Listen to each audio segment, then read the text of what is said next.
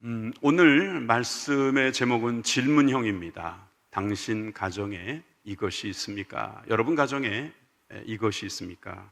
여러분, 이것에 대해서 여러분들이 한번 먼저 생각해 볼 기회가 있었으면 좋겠습니다. 저는 지난주에 구원은 가족 단위로 온다라는 말씀을 드렸습니다. 주 예수를 믿으라, 그리하면 너와 내 집이 구원을 얻는다 말씀하셨어요. 나를 선택하셨다면 우리 가정도 선택하신 것이고 가정도 구원의 길이 열렸다 말씀을 드렸습니다. 전 그래서 이 말씀이 우리에게 다시금 리마인드 되기를 원합니다. 다시 한번 상기되었으면 좋겠습니다. 다시 한번 사도행전 16장 31절의 말씀을 함께 보시겠습니다. 주 예수를 믿으라, 그리하면 너와 내 집이 구원을 얻으리라. 아멘. 아까 제목을 보시다가 구해줘요 홈즈 이걸 보시고 피식 웃으신 분도 있고, 목사님도 TV는 보고 사는구나 생각하셨을 텐데, 여러분 저도 TV 봅니다. 그런데 거기에서 제가 한 가지 얻은 게 있어요. 저 이름이 틀렸다는 것입니다. 제가 고친 거예요. 저거 구해줘 하지 않고 구해줘요 라고 존댓말 한 거고요. 저 홈즈라는 말 있잖아요. 그 프로를 보신 분들은 아시겠지만 집 구하러 다니는 거예요. 집은 홈이라고 쓰면 안 돼요. 이 PD가 모르는 사람은 아닐 텐데 그렇다고 하우지즈 이럴 수는 없잖아요. 우리가 하우스는 알지만 하우스를 복수형으로 쓰면 하우지즈가 되거든요. 그래서 구해줘요 하우지즈 아니면 구해줘 하우지즈 할 수 없으니까 이제 정서적으로 그냥 홈즈 한 거예요. 영어를 조금 이제 공부하다 보면 참 헛갈리는 게 많아요. 집은 하우스고 가정은 홈이에요. 가정은 홈이에요. 그리고 가족은 패밀리예요. 맞죠? 자, 그렇게 되면 사실 구해줘 하우지즈 해야 되고요. 우리는 하나님 우리 살려주세요, 구원해주세요 그렇게 해야 되니까 구해줘요 홈즈가 맞죠. 맞아요, 틀려요? 동의하시면은 아멘. 혹시 구해줘 홈즈 관계자가 계시다면 양해하시기 바랍니다. 그냥 설명하려다 보니까 이용했습니다. 여러분, 정말 근데 저 프로 좋은 것 같아요. 재밌더라고요. 우리 교회 앞에서도 한번 촬영을 했었어요. 우리 교회도 나왔잖아요, 그때. 근데 구해줘 이 말에는 save, 나를 살려달라는, rescue, 나를 건져달라는 그런 말씀이 들어 있습니다. 지난주에 우리가 본 말씀처럼 주님 앞에 우리가 예수 그리스도를 나의 구주로 인정하고 모셔드리고 환영하면, 그리고 그분의 그 사심, 부활하심을 믿고 나아가면 우리는 이미 구원받은 사람. 여러분, 구원의 기본 단위는 가족이다. 다시 한번 보십시오. 저는 저 말씀에서 구원을 얻었습니다. 자, 저 구원이라는 단어를 여러분들이 가져갑니다. 그리고 오늘 읽었던 본문 신명기 6장 1절에서 2절 말씀을 우리 다 같이 한번 읽겠습니다. 시작. 이는 곧 너희 하나님 여호와께서 너희에게 가르치라 명령하신 바 명령과 규례와 법도라. 너희가 건너가서 얻을 땅에서 행할 것이니 곧 너와 내 아들과 내 손자로 평생에 내 하나님 여호와를 경외하며 내가 너희에게 명한 그 모든 규례와 명령을 지키게 하기 위한 것이며 또 내 나를 장국케 하기 위한 것이라. 아멘. 이 쉐마의 말씀이 시작되는 1절입니다. 여기도 보니까 가르치라고 말씀하고 있습니다. 여러분이 가르치라는 내용이 명령, 규례, 법도라고 했어요. 여러분, 이것은 우리가 해야 될 일입니다. 무엇을 해야 되냐면 말씀, 이 말씀을 우리가 배워야 한다는 것입니다. 그런데 이 말씀을 누구에게 가르치라고 되어 있냐면은 2절에 보니까 너와 내 아들, 내 손자, 즉 자녀들에게 이 말씀을 가르치라고 말씀하고 있는 거죠. 여러분, 이렇게 하는 것은 바로 그 뒤에 뭐라고 했습니까? 여호와를 경외하는 것이다. 여러분, 이 단어들을 다 모아보세요. 구원과 말씀과 자녀와 경외. 이 말씀을 통해서 하나님은 우리들에게 복을 주시고 계십니다. 여러분, 구원을 받고 우리는 이렇게 그 다음에 복을 받는 것입니다. 여러분들이 자녀들을 교육시켜서 자녀 삼지 않습니다. 자녀를 주님께 받고 그 다음에 교육을 시키는 겁니다. 하나님도 마찬가지입니다. 우리를 구원시켜 놓고 그 다음부터 또 교육시키십니다. 그 다음에 계속 말씀을 가르쳐 주시고 우리를 점점 더 성장하게 해주시는 겁니다. 아까 우리 장로님께서 기도해 주신 것처럼 우리 어린이들이 지금 등반하고 있는 것입니다. 이렇게 성장하는 것을 여러분들이 보셔야 합니다. 그러니까 말씀과 자녀와 그 자녀들이 하나님을 경외함을 가르치라고 하나님께서 우리에게 가르쳐주고 계십니다. 오늘 본문에 또한 3절에 보니까 이스라엘아 듣고 삼가 그것을 행하라. 여기서 듣고가 쉐마죠. 그리하면 내가 복을 얻고 내 열조의 하나님 여호와께서 내게 허락하심 같이 젖과 꿀이 흐르는 땅에서 너희 수요가 심히 번성하리라 하셨습니다. 이 말은 묶으면 축복입니다. 주님께서 우리에게 축복을 약속해 주셨다는 것이죠. 또 4절과 5절로 넘어가 보니까 이게 말 그대로 쉐마거든요. 쉐마. 이스라엘아 들으라. 쉐마 이스라엘. 우리 하나님 여호와는 오직 하나인 여호와시니 너는 마음을 다하고 성품을 다하고 힘을 다하여 내 하나님 여호와를 사랑하라 하셨습니다. 우리가 하나님의 말씀을 듣고 우리가 해야 할 일은 마음과 성품, 힘 이걸 다 모아서 우리 전 인격으로 뭐 하라는 거예요? 사랑하라는 것입니다. 할렐루야. 여러분 사랑입니다. 하나님은 우리를 사랑하십니다. 그리고 하나님은 우리에게 사랑받기 원하고 계십니다. 우리가 먼저 사랑받았습니다. 그런데 우리 하나님께서도 우리에게 사랑하라고 말씀하십니다. 이 세상에 가장 부족한 것이 무엇입니까? 바로 사랑입니다. 이 세상에는 돈도 많습니다. 이 세상에는 지식도 많습니다. 이 세상에는요 아름다움도 많습니다. 그런데 뭐가 없어요? 사랑이 없어요. 교회가 아무리 비판을 받아도 세상보다 더 있는 것이 있으니 그것이 사랑이라고 우리는 고백할 수 있어야 할 것입니다. 왜냐하면 우리는 하나님께 사랑을 받고 있기 때문입니다. 그것을 인정하기 때문입니다. 세상 사람들이 좀 더 사랑했으면 좋겠어요. 여러분 세상이 사랑했으면 좋겠어요. 여러분 이제 명절이 돼서 가족들하고 이번에는 많이 못 만나시겠지만 그래도 뭔가 접촉이 있을 거 아니겠어요? 사랑하시기 바랍니다. 여러분 사랑하라고 말씀하십니다. 하나님을 사랑하라 라는 말에는 다 들어있는 거예요. 하나님의 피조물을 사랑하라고 하셨잖아요. 여러분 그 사람은 하나님의 자녀입니다. 그러니까 하나님을 사랑하면 그 자녀도 사랑해야 합니다. 여러분 사랑하시기를 바랍니다. 이것이 우리가 꼭 기억해야 될 내용입니다. 저는 이 쉐마의 말씀에서 사랑하라는 말씀이 가장 중요하다고 생각합니다. 그런데 6절, 9절로 가봐도 계속해서 우리에게 하나님께서 약속하시는 말씀이 있음을 보게 됩니다. 우리 6절에서 9절까지는 다 같이 한번 또 읽겠습니다. 시작. 오늘날 내가 내게 명하는 이 말씀을 너는 마음에 새기고 내 자녀에게 부지런히 가르치며 집에 앉았을 때이든지 길에 행할 때이든지 누웠을 때이든지 일어날 때이든지 이 말씀을 강론할 것이며 너는 또 그것을 내 손목에 매어 기호로 삼으며 내 미간에 붙여 표를 삼고 또 내 집 문설주와 바깥문에 기록할 지니라. 아멘. 아멘.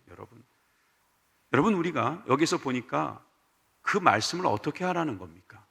저는 쉽게 말해 교육하라고 하는 것을 느끼게 됩니다. 교육시키라는 거예요. 마음에 새겨라. 부지런히 가르쳐라. 얼마나 가르쳐야 되냐면 집에 있든지 길에 있든지 누웠든지 일어났든지 그 말씀을 계속 말하라는 거예요. 유대인들은 이걸 지금 그대로 지키려고 어마어마하게 노력을 합니다. 우리 그리스도인들도 이 말씀을 듣고 순종해야 되는 사람들로서 저는 이 말씀을 우리가 마음에 새긴다면 교육이다. 지난주에 우리 디다케, 이 교회의 큰 의무 중에 하나, 교육을 꼭 신경 써야 합니다. 이 교육은 표로 삼을 만큼 또 문 앞에 기록해 놓고 우리가 다닐 만큼 이 교육은 매우 중요합니다. 우리가 형식을 만들어가지고 막 하지는 않을지라도 이 정신, 이 의미는 우리 마음에 꼭 담고 있어야 됩니다. 우리 그리스도인들의 집안은 교육이 잘 되어야 합니다. 교육이 중요한 것입니다. 그래서 우리 교회도 교육을 잘 지키려고 이번 달에 교육부흥회를 합니다. 아주 유명한 TV에도 많이 나오는, 그리고 검증된, 그리고 요즘 시대에 너무나 딱 맞는, 그리고 너무 젊고 저보다 약간 더 잘생긴 그런 목사님이 오셔가지고 재미있게 강의를 해줄 거예요. 여러분 여기서 50대 이하 분들은 반드시 나오시길 바라고요. 60대 이상도 필히 나오시기를 부탁드리겠습니다. 웃자고 한 말인데 또 안 웃어요. 제가 앞으로는 웃으시라고 말하고 웃기겠습니다. 자, 교육하라는 거예요. 자, 그렇게 되면 10절에 보니까 10절과 11절을 보면 같은 이야기를 하고 있는 거예요. 내 하나님 여호와께서 내 열조의 아브라함과 이삭과 야곱을 향하여 내게 주리라 맹세하신 땅으로 너로 들어가게 하시고 너를 건축하지 아니한 크고 아름다운 성읍을 얻게 하시고, 저는 들어가고 얻게 하신다는 것은 주님께서 우리에게 주시겠다는 것입니다. 뭘 주겠다는 겁니까? 기업을 주겠다는 거예요. 유업을 주겠다는 거예요. 그건 여러 가지가 될 수 있지만 구원도 되고 우리들에게 맡겨진 이 땅의 삶의 그런 목적과 비전과 그리고 다음 삶에 하나님께서 주시는 우리 다음 세대까지 생각하시는 하나님의 기업이 있는 거예요. 주시겠다, 얻게 하시겠다 말씀하셨습니다. 11절에도 보십시오. 다 같이 내가 채우지 아니한 아름다운 물건이 가득한 집을 얻게 하시며 내가 파지 아니한 우물을 얻게 하시며 내가 심지 아니한 포도원과 감람나무를 얻게 하사 너로 배불리 먹게 하시겠다. 누가 파주시겠다는 거예요? 누가 얻게 해주시겠다는 거예요? 하나님께서 얻게 해주시겠다. 우리 아버지께서 다 준비해서 우리에게 주겠다, 기업을 말하는 것입니다. 여러분들의 가정에 이런 주님의 귀한 기업이 이어지기를 주님의 이름으로 축원합니다. 얻게 되시기를 바랍니다. 받게 되시기를 바라요. 하나님 약속하셨는데 그거 다 잊어버리고 그거 어디 있는지 모르겠어 이런 소리 하지 마시고 다 받게 되시기 바랍니다. 차지하시기 바랍니다. 여러분, 그런 욕심은 내도 됩니다. 하나님 주시겠다는 거 양보하지 마십시오. 양보해도 그렇다고 해서 그 사람이 두 개 갖는 거 아닙니다. 그러니까 다 약속한 거 다 받을 수 있어요. 그러니까 하나님 주신 기업 다 받으시기를 주님의 이름으로 다시 한번 축원합니다. 12절 13절 우리 같이 한번 큰 목소리로. 오늘 보니까 잘 읽으시는 것 같아요. 제가 귀가 밝아졌는지 크게 들리시는 것 같아요. 크게 말씀하신 것 같아요. 좋습니다. 우리 12절 13절 시작.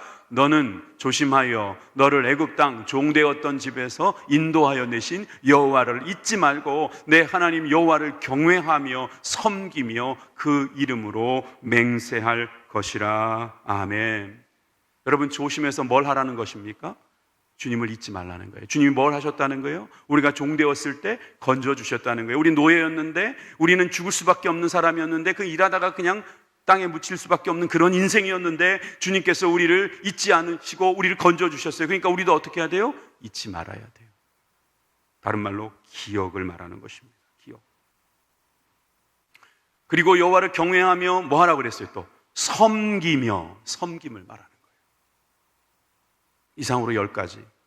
저는 쇠마에서 이 10개의 단어를 찾을 수 있었습니다. 이 10개의 단어를 우리 가정에 주시고 우리가 이 가정에서 이 모든 것을 가질 수 있는, 유지할 수 있는, 그리고 다음 세대까지 이어갈 수 있는 방법이 무엇이겠습니까? 그것은 저는 바로 가정 예배라고 믿습니다. 가정 예배입니다. 패밀리 워십을 해야 합니다. 저는 오늘 이 패밀리 워십이 여러분들의 가정에 있느냐라고 질문하고 싶은 거예요. 어떤 분들은 그렇습니다. 그건 목회자 가정들이 하는 것이지요. 장로님 가정이 하는 것이지요. 이거는 선택 아닙니까? 아닙니다. 계속 설명드리겠지만 이것은 필수입니다. 물론 방법은 부드럽습니다. 강제로 할 수 없습니다. 그렇지만 이거는 필수적으로 하셔야 합니다. 그런데 여러분들이 그것을 이야기할 때마다 항상 힘들어합니다. 설문조사를 했습니다. 가정예배가 어려운 이유를 조사해봤더니 무려 40%의 사람이 이렇게 대답합니다. 시간대를 맞추기 어렵다는 거예요. 가족들과 함께 모여서 예배드릴 시간대가 좋지 않다는 거예요. 그리고 무려 25% 정도 되는 분들이 집안에 비신자가 있는데 그분 때문에 참 부담스럽고 그래서 어렵다 보니까 못하게 됐다 이거예요. 그리고 10%의 숫자들은 또 뭐라고 말하냐면 필요성을 느끼지 못하니까 못하고 있다는 거예요. 그리고 기타 의견들도 상당히 많습니다. 방법을 모르겠습니다. 장소의 문제도 있습니다. 등등의 문제가 있어서 못하고 있다는 거예요. 저는 아직 우리 교회 설문조사는 안 해봤지만 가정예배를 그렇게 많이 드리는 것 같지 않습니다. 여러분, 우리 가정예배가 얼마나 좋은 건지 여러분 드려보신 분들은 알 겁니다. 근데 좋은 건 알겠는데 이렇게 어렵다고 하니 여러분 오늘 말씀에서 한번 도전이 되기를 바랍니다. 지난주에 우리 가장들 중에는 약속하신 분이 있습니다. 적어도 한 달에 한 번은. 아니요, 저는 여러분들에게 사실은 숙제를 드리고 싶었던 게 아닙니다. 따라해 보세요. 가정예배는 숙제가 아니라 축제다. 다시 한번요. 가정예배는 숙제가 아니라 축제다. 축제예요, 축제. 이 축제를 우리가 어떻게 하면 할 것인가? 두 가지로 나누어서. 두 가지로. 그러니까 우리가 두 가지만 알면 돼요. 왜 해야 되는지하고 어떻게 해야 되는지 그것만 알면 되거든요. 자, 먼저 왜 드려야 할까요? 가정 예배를 왜 드려야 할까요에 대한 답을 우리가 얻고 이것이 분명히 나에게 감동이 되고 와 닿으면 이것을 하게 될 거라고 저는 믿습니다. 그러기 위해서는 여러분들에게 가정 예배가 무엇인지 정의를 내려드릴 필요가 있다는 생각이 들었습니다. 여러분, 많은 학자들이 이 가정 예배를 연구합니다. 생각보다 많은 분들이. 그래서 정의를 많이 내렸습니다. 그런데 제가 그 많은 정의를 모으고 모아서 그리고 또 정리하고 간단하게 요약을 해서 여러분들에게 이렇게 나누고 싶습니다. 가정 예배란 가족이 모여서 하나님을 기억하고 감사하는 것입니다. 믿으시면 아멘 하십시오.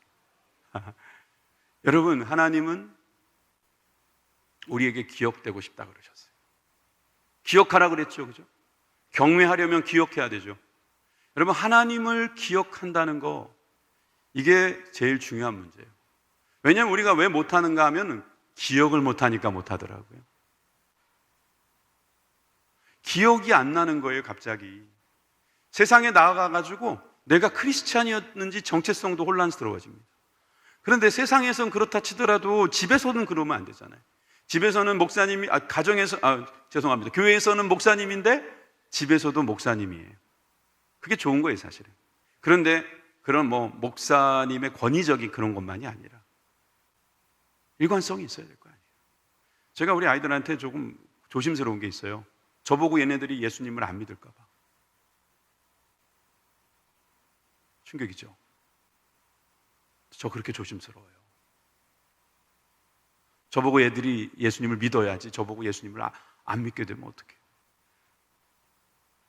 제가 하나님을 기억하고 있는지, 그래서 집에서도 교회에서 가르친 것처럼 살고 있는지 우리 아이들이 볼까요? 안 볼까요? 기억되어야 합니다. 여러분, 이것은 말씀의 근거로 얼마든지 찾을 수 있습니다. 아까 그 10가지는 우리가 하나님을 기억하고 감사하는 거예요. 감사할 수 있다면요, 우리가 끝난 거예요, 사실은. 끝난 거예요. 창세기 13장 1절에서 3절 말씀을 보시면 아브라함이 등장합니다. 여기 아브라함이 애굽에서 나옵니다. 기근을 피해서 애굽으로 갔다가 아브라함이 그 아내와 올라옵니다. 아직 이삭이 나오지 않은 때입니다. 그러니까 가족이 달랑 아내 하나입니다. 그렇지만 거기 뒤에 보니까 롯도 같이 왔다. 그래서 조카 롯도 같이 남방으로 올라갔어요. 그리고 그 남방에서 더 올라갑니다. 베델로 올라갑니다. 그들이 가지고 있는 은금, 육축도 애굽에서 복을 받게 하셔가지고 풍성해졌어요. 올라왔습니다. 베델까지 왔습니다. 그 베델이 뭐라 그러냐면 이제 장막을 쳤던 곳인데 4절에 보니까 4절 거기에 단을 쌓은 곳이다.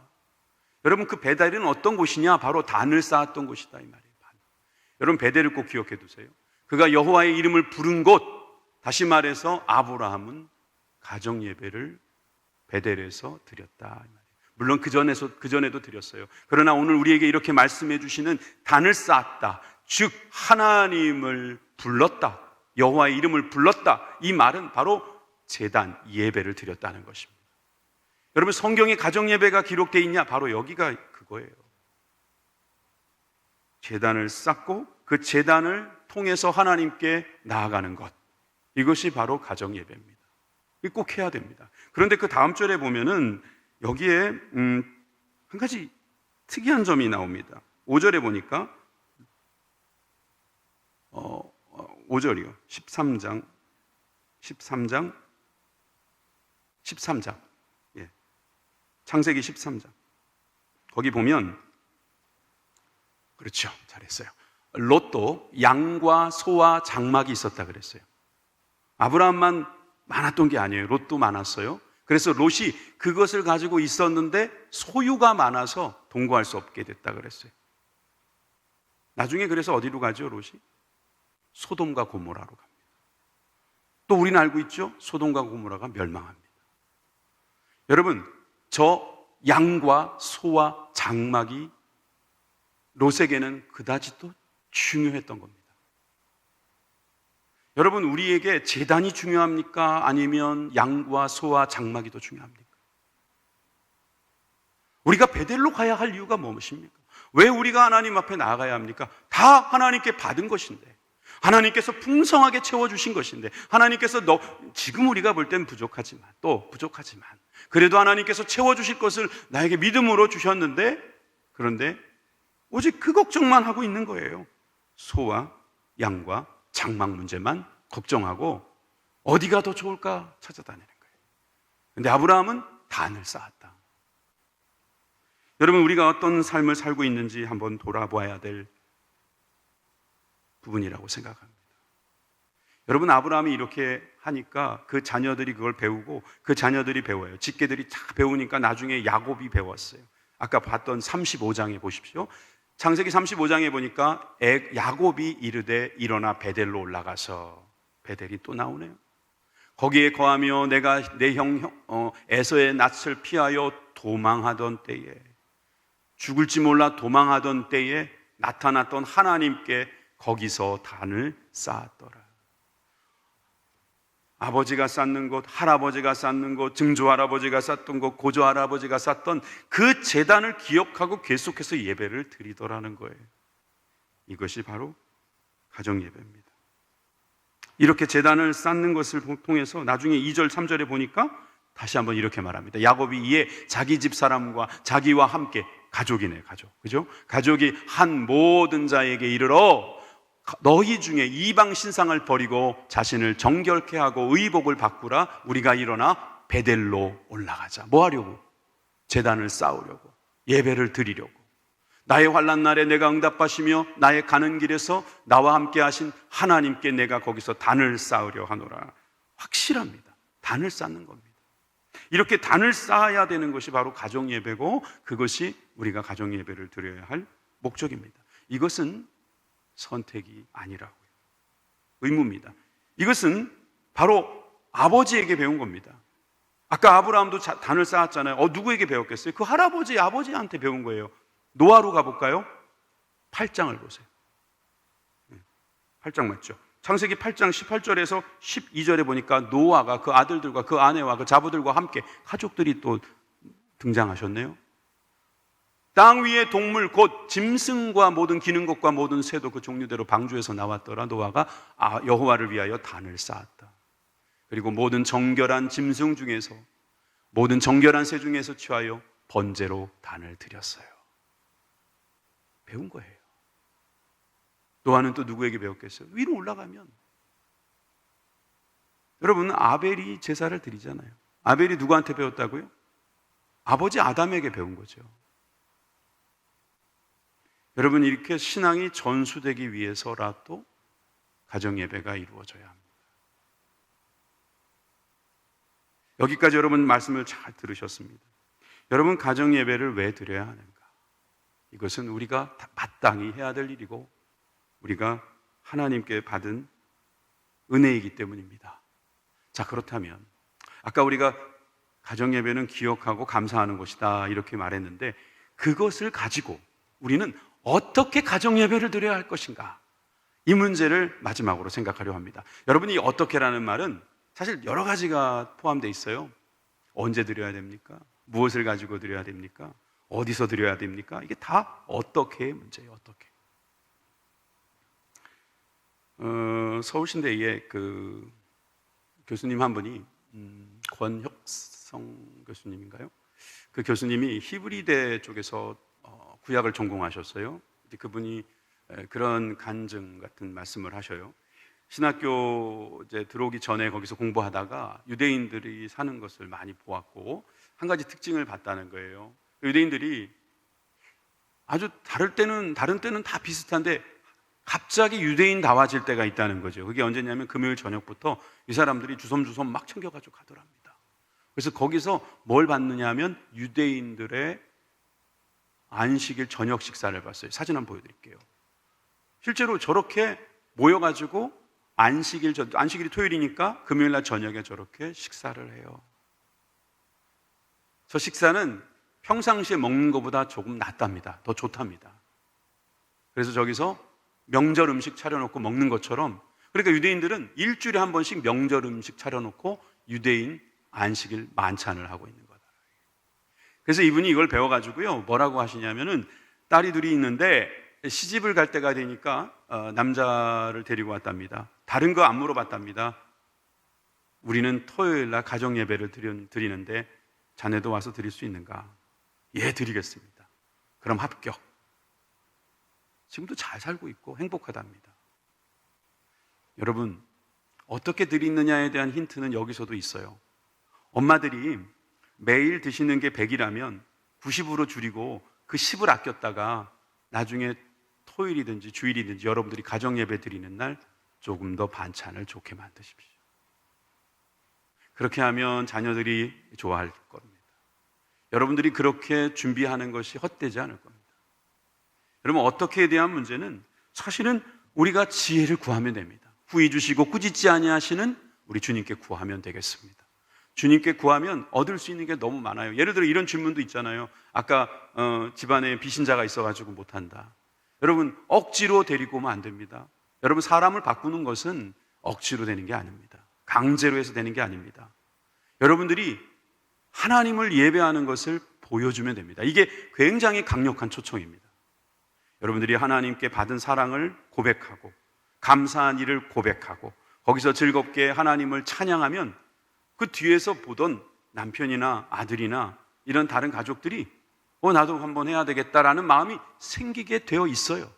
여기에 증인들이 많습니다. 그렇게 해서 남편 데리고 오신 분들이 한두 분이 아닙니다. 우리 장로님들 중에도 그렇게 해서 예수님 믿은 분들도 수두룩합니다. 사실 그게 어려운 일인 것 같고 어렵지만 사실은 그래도 낙심치 말고 계속하면 되도록 하는 것이죠. 억지로 하려 하지 말고 우리가 함께 만찬을 즐기십시오. 그렇게 되면 우리가 하나님의 은혜를 입을 수 있어요. 마태복음 4장 4절에 보니까 사람이 떡으로만 살 것이 아니라 그랬습니다. 만찬은 하지만 그건 떡으로 하는 거예요. 거기에 있어야 될 건 뭐냐면 하나님의 입에서 나오는 모든 말씀, 그 말씀을 먹어야 됩니다. 할렐루야. 여러분, 우리 자녀들이 밥 먹으면 그렇게 기분이 좋잖아요. 예? 입으로 들어가는 거 그렇게 좋아하면서 귀로 들어가는 건 왜 안 좋아합니까? 귀로도 집어넣어 주시기 바랍니다.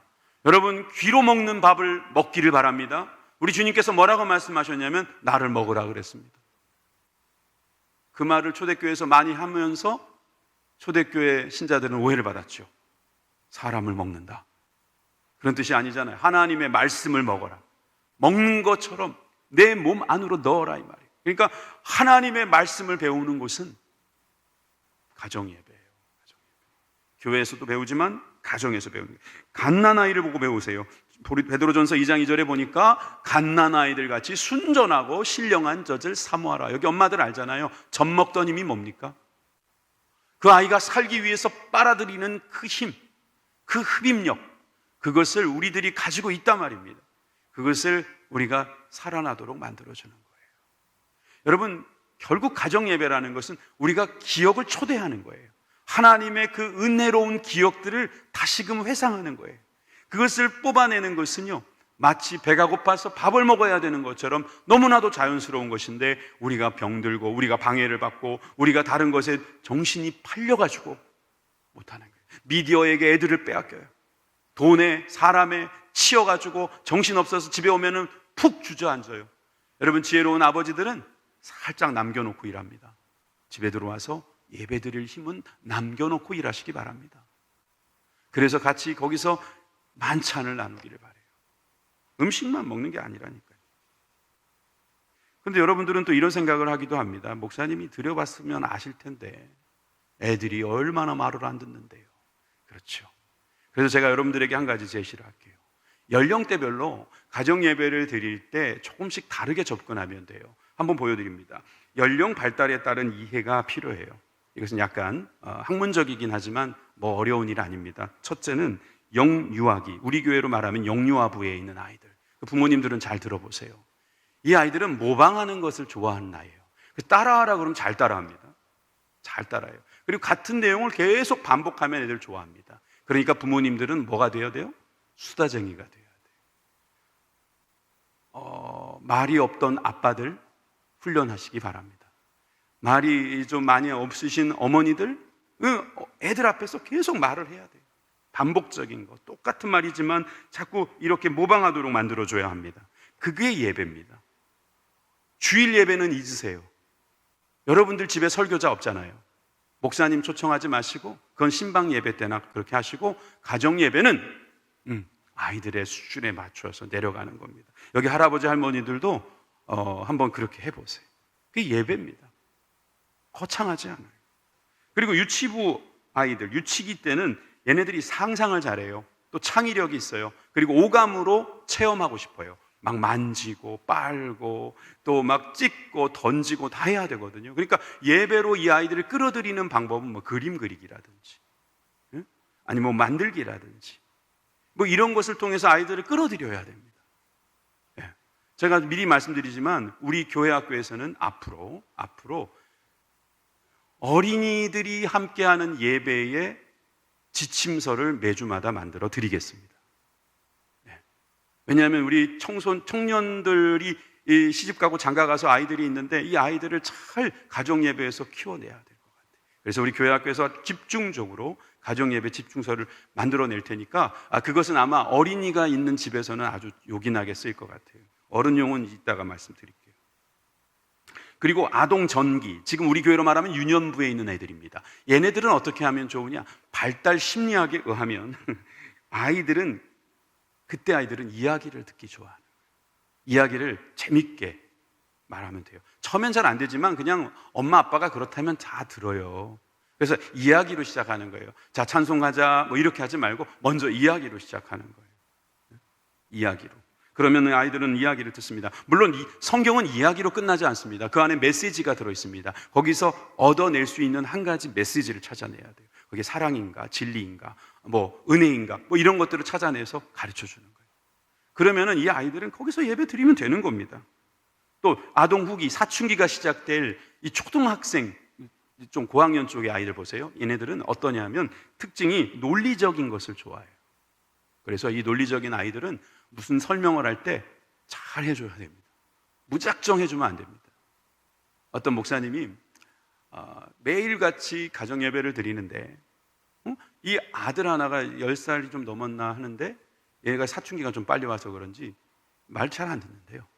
근데 어느 날은 너무 늦어가지고 그냥 눕혀놓고 가정예배를 드렸어요. 그래서 뭐라고 눕혀놓고 뭐라고 물었냐면 오늘 감사할 게 없냐 그랬더니 없어요 아빠. 그랬더니 오늘 저녁에 뭐 먹었냐 그랬더니 고등어 먹었다. 고등어를 먹었는데 그거 누가 준 거니? 그랬더니 마트에서요. 그래 마트에서 사온 건 맞는데 마트에서 준 건 아니잖아. 그럼 누가 준 거야? 그럼 어부가 줬네요. 아니 어부가 준 거는 맞는데 어부가 준 것만은 아니잖아. 그게 어떻게 된 걸까? 그래서 아이들한테 계속 꼬치꼬치 물어가지고 결국 이게 놀린 거거든요. 그 위에 뭐가 있느냐? 그 위에 뭐가 있느냐? 그러니까 결국은 하나님이요 나오더라는 거예요. 맞죠? 하나님께서 고등어를 낫게 하시고 알로 낫게 하시고 그것이 저기 멀리서 잘 자라나게 하셨다가 딱 때가 돼가지고 그걸 딱 잡히게 하셔서 늙어 죽게 하지 않고 싱싱할 때 잡히게 하셔서 우리 입으로 쏙 들어오게 하셨으니까 하나님께 감사하죠. 이 아이가 씩 웃들어 있는 거예요. 알았다 이거죠. 여러분 1살부터 20살까지 그렇게 하나님께 감사하는 훈련을 받은 아이와 내가 먹은 고등어는 마트에서 가져온 것이다, 우리 아빠 엄마가 돈 벌어가지고 가져온 것이다 이렇게 생각하고 먹는 아이하고 어떤 차이가 나겠습니까? 청소년기는 좀 더 힘듭니다. 그렇지만 안 되는 건 아닙니다. 왜냐하면 청소년기 때는 이 자기에게 영향력을 주는 자기 문제, 예를 들어 외모의 문제, 성적의 문제 이런 고민들을 해결해 줄 수 있는 선배를 좋아합니다. 아이돌도 좋아하고요. 그러니까 부모님들이 조금 내려가셔야 돼요. 애들 유행어도 좀 배우고 애들의 말도 배우고 애들하고 장난도 좀 치고 애들 눈높이로 좀 내려가줘야 돼요. 애들이 기도 제목이 뭐냐 그러면 청소년기 애들은 뭐라 그러는지 아세요? 기도 제목이 뭐냐 물어보면요, 가정예배 안 드리는 거요. 그거 말고 다른 거 없냐? 아버지 바빠서 가정예배 안 오시는 거요. 이걸 그러지 마시고 속으로 그러시고 겉으로는 그러냐 그래 기도는 해보자, 하나님께서 그게 뜻이면 해주시겠지 그러면서 받아들여 줘 보자는 거죠. 여러분 이렇게 할 수 있는 일들은 여러 가지가 있습니다. 여러분 지혜를 하나님께 구하게 되기를 바랍니다. 여호수아 24장 15절의 말씀에 보면 여호수아가 이런 고백을 합니다. 너희들은 우상을 섬길지라도 오직 나와 내 집은, 여기도 내 집이라고 나오죠. 나와 내 집은 여호와를 섬기겠노라. 여기서 집, 저 집이라는 단어는 바이트라고 하는 단어를 써요. 그런데 이 바이트라는 단어는 어디에도 쓰는 줄 아세요? 성전에도 바이트를 씁니다. 성전의 목적은 뭡니까? 예배입니다. 집의 목적도 예배인 것이죠. 성전엔 제사장이 있습니다. 집에 누가 있습니까? 아버지가 있습니다. 그가 바로 제사장입니다. 집이 예배를 안 드리고 있다는 것은 집의 역할을 하는 것이 아닙니다. 실제로 그것을 알고 있지만, 예배 드려야 되는 건 알고 있지만 너무 거창하게 생각하는 분들에게 전 다시 한번 여러분들에게 위로의 말씀을 이분을 통해서 전하겠습니다. 바로 필립 헨리라고 하는 청교도의 아주 거인, 이분이 매튜 헨리라고 하는 그 주석을 쓰신 분의 아버지예요. 영국의 그 청교도가 한참 부흥할 때, 그때 이분이 이런 글을 썼어요. 아침과 저녁에 가정에서 기도하고 있습니까? 잘 하고 있습니다.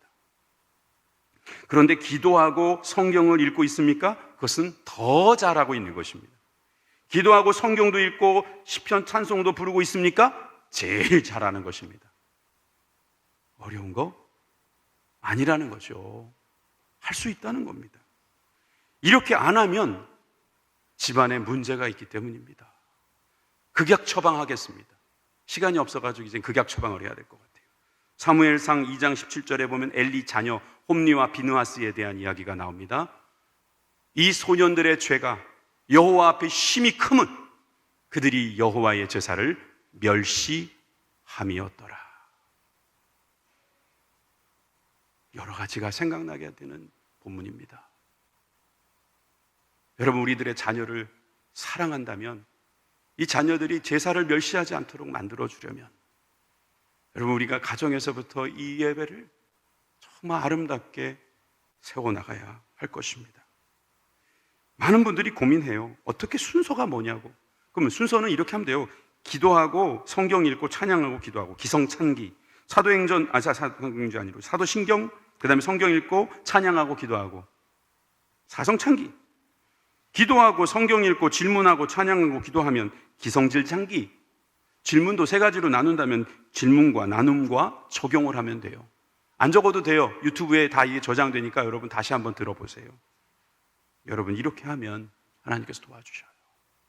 방법은 여러 가지가 있어요. 그리고 그 방법에 대한 책들이 너무 많아요. 제가 지금 책까지 갖고 왔잖아요. 우리 교회 서점에서 팔겠습니다. 앞으로 도움이 되는 자료는 얼마든지 있습니다. 어른들은 어려울 게 없습니다. 스마트폰에 국민일보 가정예배 치면 매일마다 올라옵니다. 어른들은 그렇게 하면 돼요. 어려울 게 없어요. 심지어 우리 교회 주보 보면은 매주마다 있잖아요. 그거 갖고 해도 되고요. 꼭 하십시오. 저는 7가지만 말씀드리고 마치겠습니다. 이게 그냥 정리가 될 것 같아요, 한 번에. 첫 번째는 기도하면서 온 가족이 함께 의논해서 결정하세요.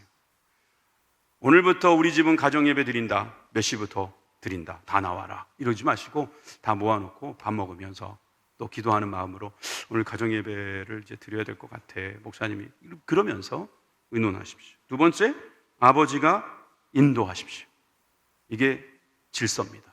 근데 아버지가 바빠서 그날 못 왔어요. 그러면 엄마가 위임할 수도 있어요. 아버지가 위임하는 겁니다. 이렇게 할 수도 있어요. 세 번째는 짧게 드리는 것을 두려워하지 마세요. 15분 좋아요. 더 짧아도 괜찮아요. 4번, 말씀, 기도, 찬송, 나눔, 이 4가지 꼭 들어갔으면 좋겠어요. 이 나눔이 문제인데요. 나눔은 질문이 중요하잖아요. 제가 아까 말씀드렸던 교회학교 아이들에 대한 나눔은 우리가 준비해 드리겠습니다. 어른들의 나눔도 좋은 책들은 그 나눔의 질문들이 있고 우리 주보에도 나눔 질문이 있어요. 나눔을 통해서 말하게 하세요. 한 사람이 한마디라도 하게 하세요.